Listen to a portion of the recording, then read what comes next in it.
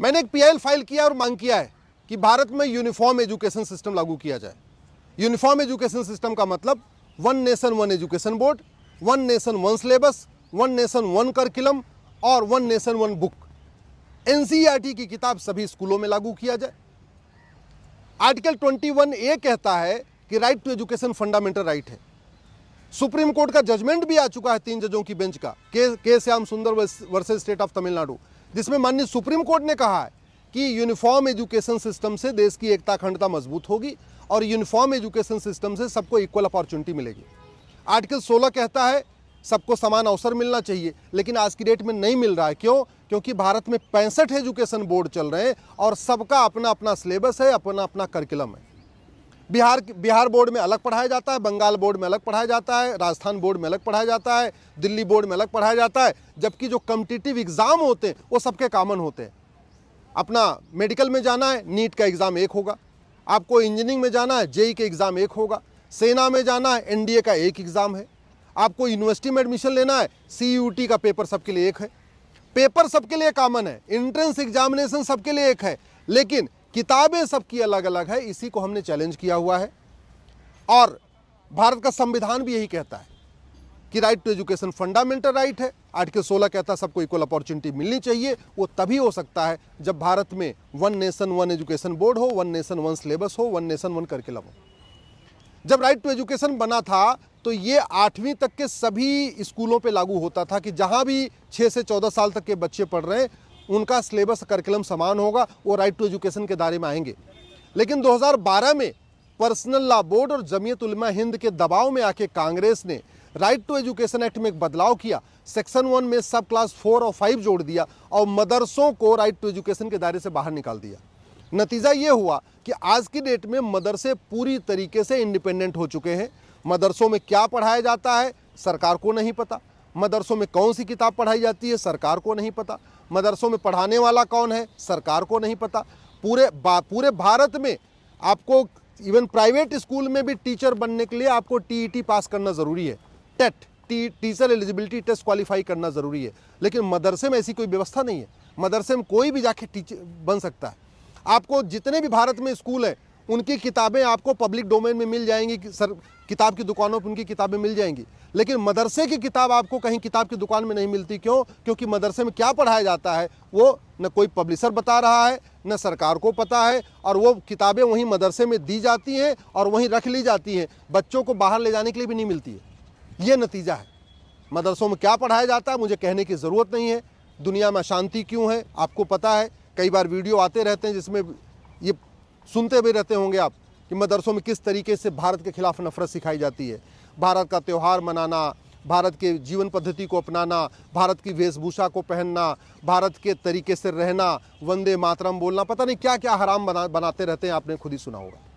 इसीलिए मैंने अपनी पीआईएल में केंद्र सरकार के शिक्षा मंत्रालय को भी पार्टी बनाया है, केंद्र सरकार के संस्कृति मंत्रालय को भी पार्टी बनाया है, राज्य सरकार को भी पार्टी बनाया है, नेशनल ह्यूमन राइट कमीशन को पार्टी बनाया है, अपना जो चाइल्ड एजुकेशन अपना कमीशन है उसको भी पार्टी बनाया हुआ है, और सबको कोर्ट ने नोटिस जारी कर दिया है।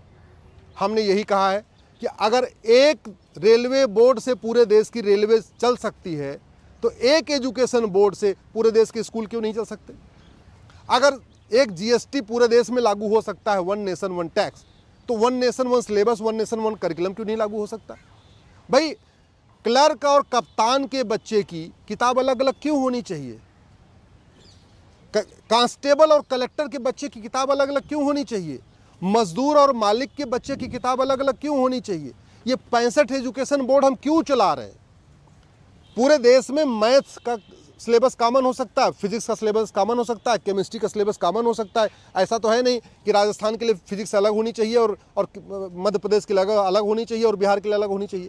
तो चाहे गुजरात हो या बंगाल, कश्मीर हो या कन्याकुमारी, मैथ का सिलेबस कॉमन हो सकता है, फिजिक्स का सिलेबस कॉमन हो सकता है, पूरे भारत में केमिस्ट्री का सिलेबस कॉमन हो सकता है, पूरे भारत के जूलॉजी का सिलेबस कॉमन हो सकता है, पूरे भारत के बॉटनी का सिलेबस कॉमन हो सकता है, पूरे भारत की हिस्ट्री का सिलेबस कॉमन हो सकता है, पूरे भारत में संस्कृत का सिलेबस कॉमन हो सकता है, पूरे भारत के इंग्लिश का सिलेबस कॉमन हो सकता है, पूरे भारत के हिंदी का सिलेबस कॉमन हो सकता है। और आज की डेट में जो पूरे भारत में केंद्रीय विद्यालय चल रहे हैं उनका तो सिलेबस कॉमन है। केंद्रीय विद्यालय चाहे कन्याकुमारी का हो, चाहे कश्मीर का हो, चाहे बंगाल का हो, चाहे गुजरात का हो, सिलेबस कॉमन है। नवोदय स्कूल पूरे भारत में चल रहे, सिलेबस करिकुलम कॉमन है। तो अगर केंद्रीय विद्यालय का सिलेबस करिकुलम कॉमन हो सकता है, नवोदय का कॉमन हो सकता है, तो भारत का क्यों नहीं? अब कुछ लोग कहते हैं नहीं भारत बहुत बड़ा है। अरे भैया, चीन हमसे भी बड़ा है। चीन का क्षेत्रफल भारत का 3 गुना ज़्यादा है और चीन में बहुत बढ़िया तरीके से, इफेक्टिव तरीके से यूनिफॉर्म एजुकेशन सिस्टम चल रहा है।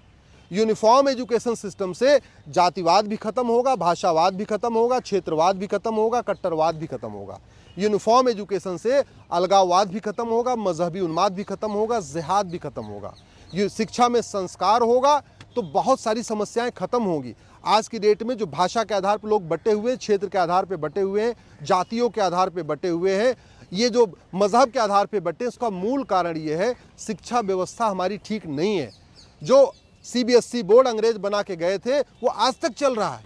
आईसीएसई बोर्ड जो अंग्रेजों के पैटर्न पे चालू हुआ था आज भी चल रहा है। स्टेट बोर्ड अपनी गुलामी का इतिहास पढ़ाया जा रहा है, हमें सही इतिहास नहीं पढ़ाया जा रहा है। गुलामी की संस्कृति सिखाई जा रही है, हमें सही संस्कृति नहीं सिखाई जा रही।